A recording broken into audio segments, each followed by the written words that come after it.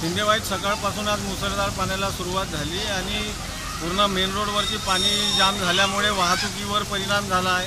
सर्व वाहतूक ठप्प झालेली आहे। माझ्या मागेच बघता तुम्ही पाण्याचा पूर्ण डबका जमा झाला आहे मेन रोडवर, त्याच्यामुळे वाहतूक विस्कळीत झाली। रस्त्यावर असलेल्या दुकानामध्ये पाणी शिरल्यामुळे व्यापाऱ्यांचे भरपूर आर्थिक नुकसान झाले आहे।